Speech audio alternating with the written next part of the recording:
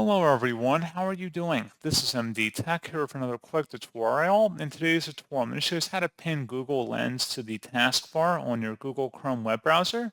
So this should hopefully be a pretty straightforward process here, guys. And without further ado, let's go ahead and jump straight into it.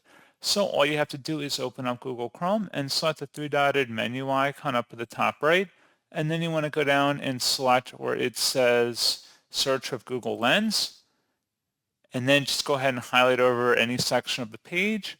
And then there should be a little thumbtack or a little pin icon up here on the right. This is Pin to Toolbar. Go ahead and select that. And then it should be up here at the top. And if you want to unpin it, you can just right click on it and select unpin.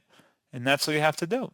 So pretty straightforward process on that, guys. And as always, thank you for watching. I do hope that was able to help you out. And I do look forward to catching you all in the next tutorial. Goodbye.